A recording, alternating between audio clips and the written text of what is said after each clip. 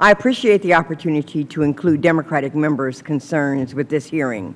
The title of this hearing presumes the Department of Homeland Security programs and DHS's coordination by the Executive Office of the President demonstrates a misplaced focus on security risks linked to climate change.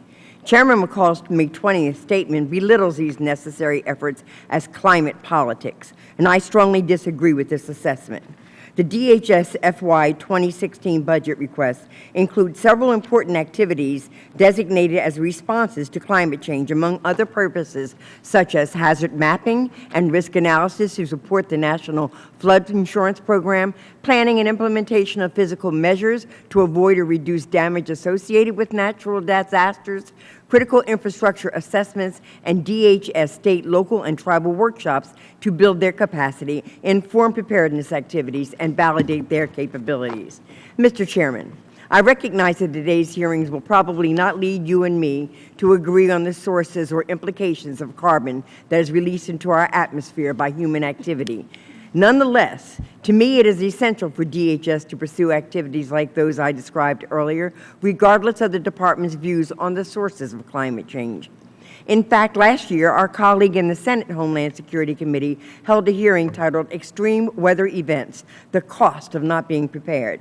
At that hearing, Senator Johnson, who now chairs that committee, described the lack of investment in disaster mitigation as penny wise and pound foolish. Mr. Chairman, we cannot afford to be penny wise and pound foolish when it comes to disaster mitigation. Events from New Jersey to the Gulf Coast have required the deployment of DHS capabilities ranging from search and rescue to humanitarian relief to law enforcement assistance. Neither my constituents nor yours will soon forget the devastation Hurricane Sandy, which caused $67 billion in damages caused. Beyond just weather and climate events, Mr. Chairman, social scientists, including some within the U.S. intelligence community, have indicated that weather changes across the globe may play a role in dislocating populations, intensifying violent conflict and crime, promoting disease transmission, and aggravating economic and social stresses that destabilize governments. These factors leave populations more vulnerable to incitement by extremist elements and are squarely in the purview of the Department's most vital duties.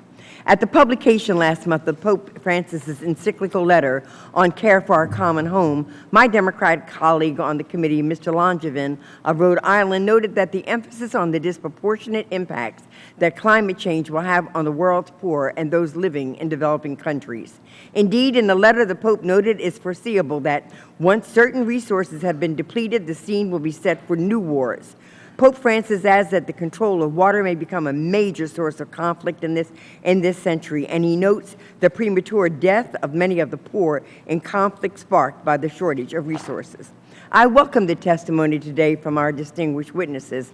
Look forward to hearing from the Department on its activities and the nexus between its core mission and climate change issues. I also welcome the testimony from Professor Levy, who has assessed the national security implications of climate shifts for the National Intelligence Council. Finally, Mr. Chairman, I know that many residents of your district are acutely suffered in the events of September the 11th, 2001, an attack that also took the lives of 48 people from my own district. And I take personal note in the fact that we've not had a similar situation since that time and since this department has been created. I have no doubt that we will not and should not compete in our dedication to confront and disrupt violent extremism. I am confident that we share the commitment to mitigate each of the conditions which allow violent extremism to develop. So I support the interests of my colleagues in the majority and have demonstrated to countering violent terrorism wherever it rears its head. And I look forward to the committee's acting favorably on Ranking Member Thompson's letter to Chairman McCall, requesting that the committee hold hearings to address threats to Homeland Security from domestic terrorism, such as the shooting at Emmanuel AME Church in Charleston and several suspicious church fires.